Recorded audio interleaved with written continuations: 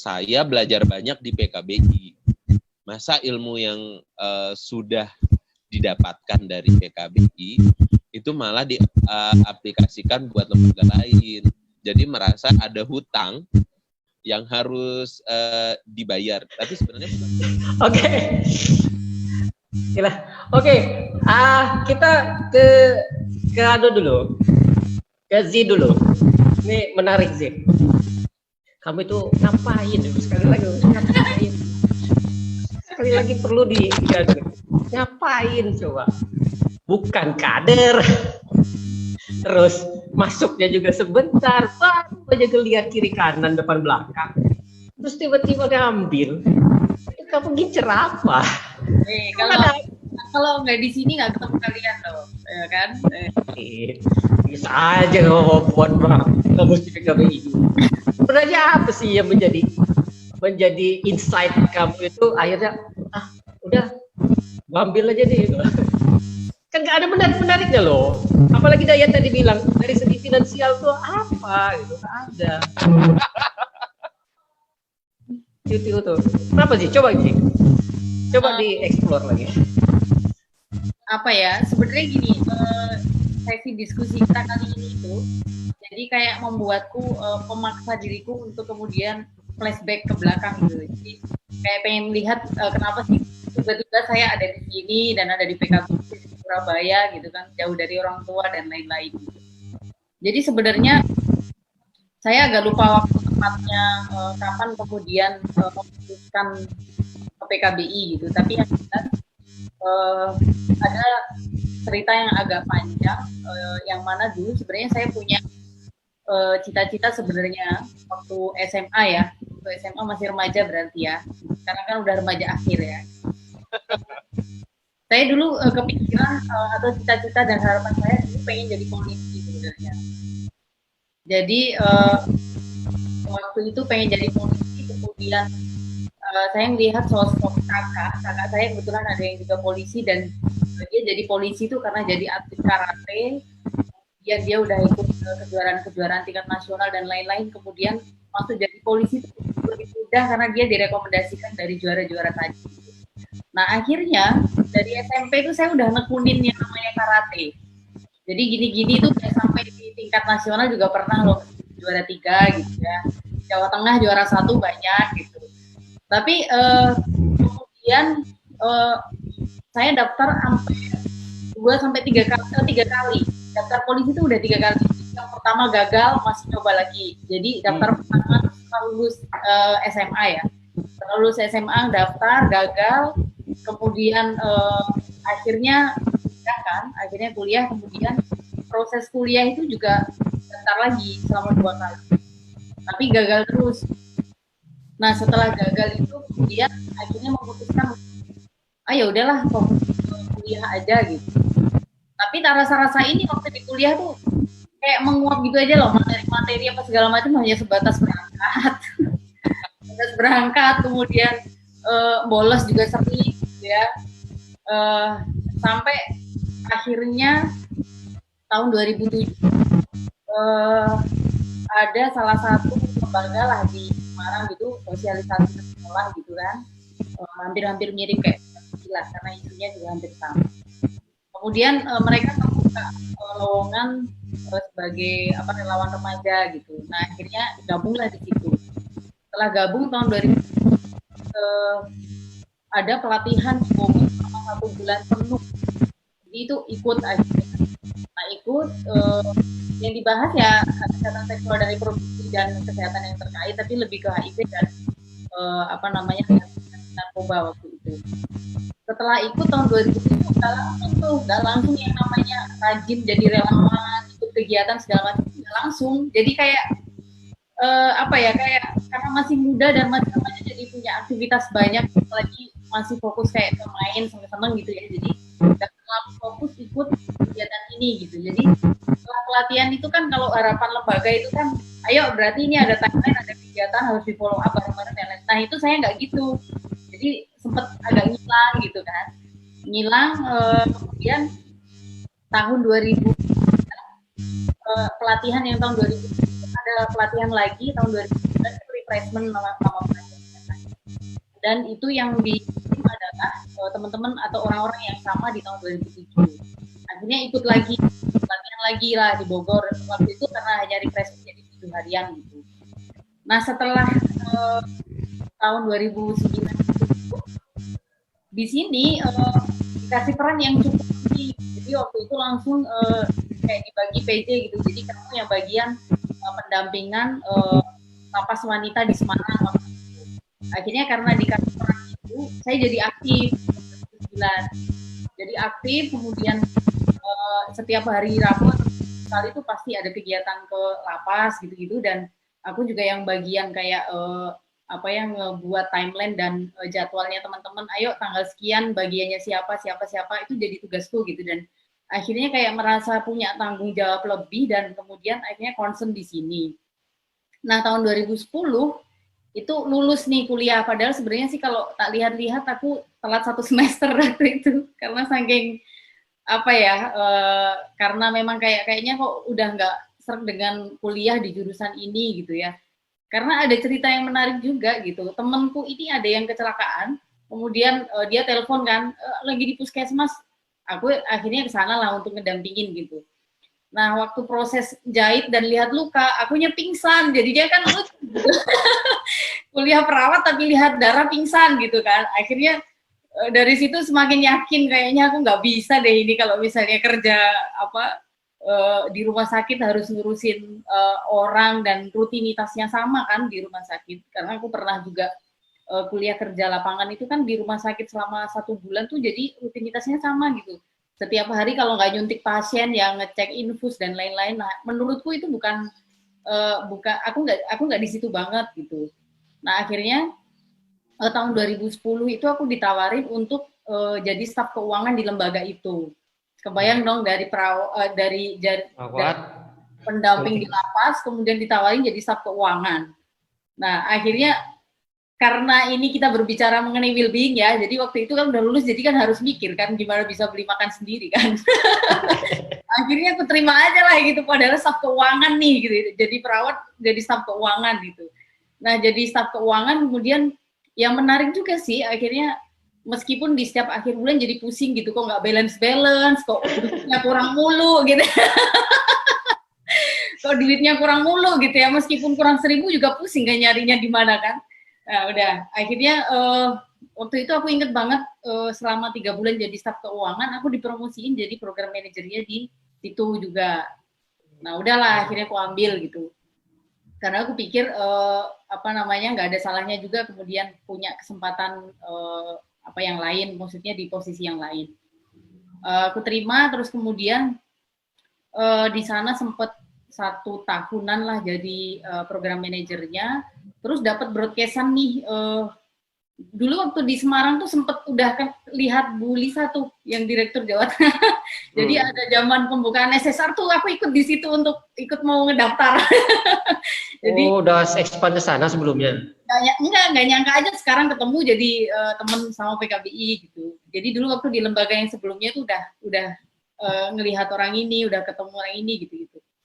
Nah, begitu dapat broadcast-an dari salah satu teman yang ada di Surabaya bahwa ada lowongan project officer dulu di PKBI Jawa Timur kan.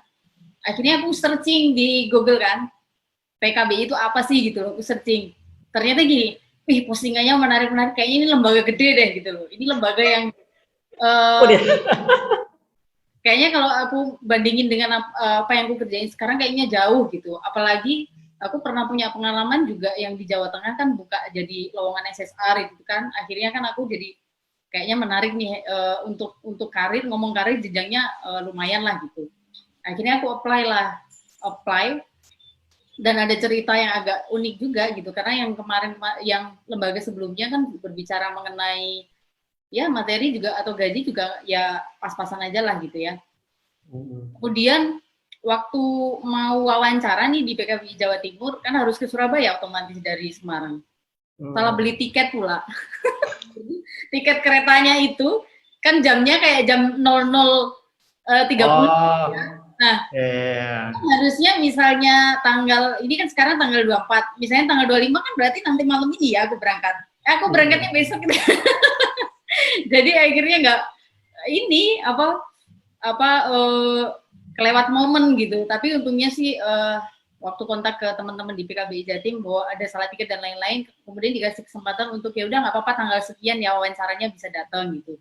Akhirnya datanglah, kemudian diwawancara dan lain-lain, masuk, ya maksudnya ditawarin untuk bisa di PKBI Jatim sebagai project officer program HIV waktu itu.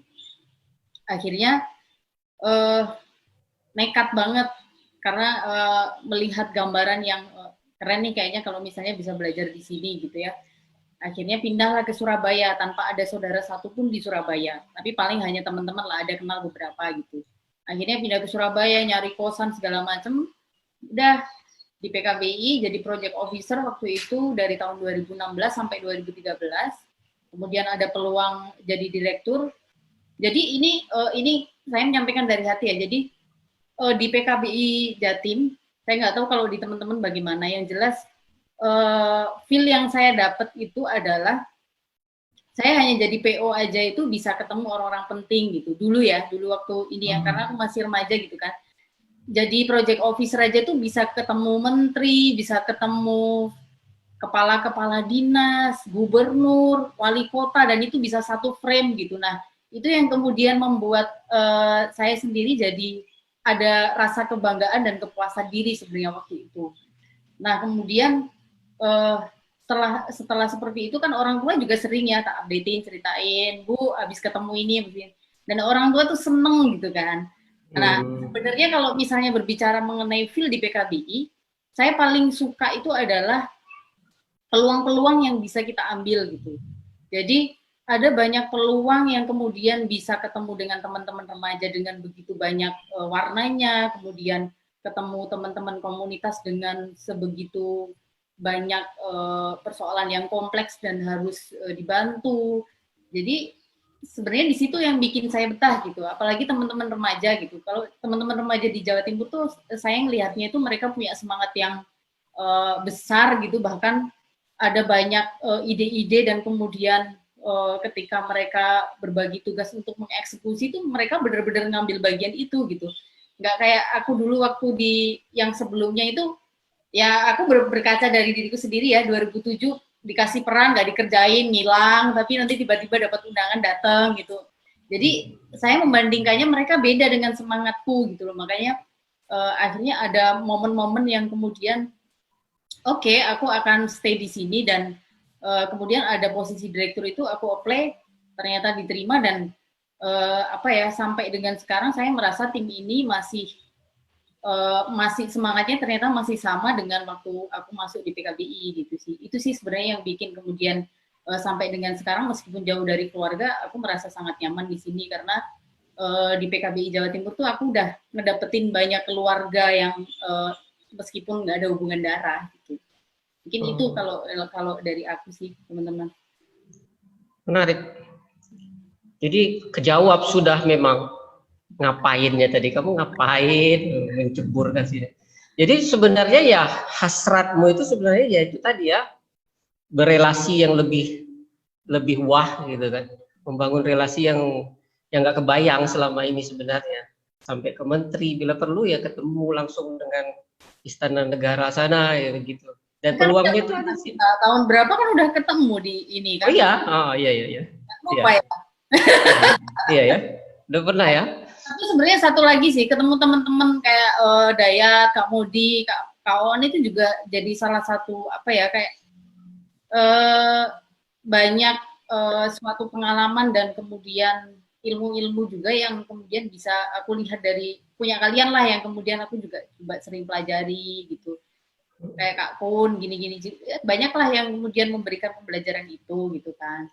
Dan aku sih berpikir bahwa well-being itu juga bisa didapetin dari yang lain sih kalau aku ya. Jadi teman-teman tentu berbeda gitu. Jadi aku rasa di PKBI juga ya meskipun agak mepet tapi cukup sebenarnya gitu. Tinggal kita harus punya sumber-sumber well-being yang lain, tapi juga tidak mengganggu kerja utama yang di sini mah nggak masalah gitu. Kalau kawan bikin boba kan aku bisa bikin yang lain gitu. Boba king kan atau boba apa kan bisa aja gitu. Betul, setuju itu. Ayo bikin. gue udah macam kayak Raffi kan, dorong-dorong, ayo YouTuber. Gue juga bikin, ayo bikin boba, bikin podcast. Ini ada salam dari Bang Salim nih nambah. Yap. Kata Bang Salim, Zahra tuh udah jodoh tuh sebenarnya. Dari sebagai perawat sekarang jadi perawat keuangan. Mulai dari memang statusnya jadi keuangan, terus sekarang ya memang harus dirawat keuangannya. Iya. Jangan sampai harusnya nggak sesuai dengan fit and proper ya. Ya. Bang Salim bisa aja Bang Salim. Undang juga lah nanti kapan. Oke, jadi kalau ngomongin boba, disambung-sambungin terus. Ngomongin boba, orang kayak Zahra ini sebenarnya tadi kalaupun gue bilang ngapain tadi nggak mempan sebenarnya. Itu sama dengan penikmat boba sebenarnya. Meskipun kalau penikmat boba, meskipun dibilang penyumbang sampah, meskipun dibilang banyak penyakitnya, bikin diabetes segala macam, tetap aja tuh karena udah ketemu taste-nya. Ya, udah ada taste-nya, selera ya. Jadi dibilangin apapun PKB-nya ngapain, itu percuma. Jadi udahlah ya, Zi. Gue lanjut ke yang lain aja. Gak akan ngaruh juga sama lu. Oke, kita lanjut ke aja lah. Ke Modi. Gimana Modi? Cerita Modi. Menarik sekali ya. Kazi sama Mas Dayat luar biasa. Iya. Kalau aku sebenarnya di 2017 itu benar-benar off. Jadi tidak bekerja dan itu mikir apa ya selanjutnya gitu. Selama 1 tahun itu. Kepikiran untuk sekolah lagi. Sekolah lagi, lanjutin S2 hukum. Pengennya adalah belajar lebih dalam lagi tentang hukum internasional itu di NTT itu gimana gitu. Tapi kemudian sebenarnya dapat banyak dukungan ya. Dukungannya itu dari relawan-relawan senior di NTT. Selain itu, Bang Salim juga tuh salah satunya. Bangko nih. Orang-orang di balik beraninya aku maju lagi gitu. PKB NTT. Sebenarnya karena banyak dukungan itu. Kemudian aku mikirnya juga sama kayak Kazi ya, bahwa ketika aku di forum remaja saja, aku banyak sekali kesempatan untuk bisa datang ke grassroots ya, ke teman-teman langsung di lapangan gitu, langsung tahu, langsung berinteraksi dengan mereka, langsung berkegiatan bersama dengan mereka, berdialog bersama dengan mereka, tapi juga ada kesempatan untuk aku bisa ketemu dengan pemerintah gitu, gubernur, DPRD gitu. Jadi sebenarnya itu motivasi tambahan. Selain tadi didukung oleh, yang pertama tadi karena didukung. Kedua, aku mikir bahwa sebenarnya di PKB itu ada keuntungan ketika kita tergabung di sana, kita bisa dapat jaringan dan juga bisa langsung bekerja dengan dengan teman-teman di komunitas gitu. Akhirnya 2018 itu aku membulatkan hati untuk aku apply di PKB NTT sebagai direktur eksekutifnya. Kemudian keterima dan sampai dengan saat ini itu banyak sebenarnya keuntungan yang tadi yang aku mimpikan, yang aku udah bayangkan itu jalan gitu. Jadi bisa juga sambil sekolah lagi gitu. Jadi aku bisa jalanin dua-duanya gitu. Jadi nggak ada yang kelepas. Dua-duanya bisa jalan, bisa juga memotivasi aku untuk menjadi lebih lagi gitu. Kenapa tidak? Itu sih Pak Dir. Sampai dia pakai Pak Dir. Oke, jadi sekarang pun momennya sebenarnya momen challenge untuk kamu ya, Modi ya. Yep.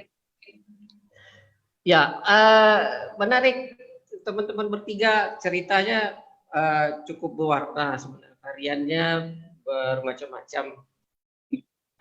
Pertanyaan mendasarnya, udah fit belum ini? Udah pas belum nih posisinya ini?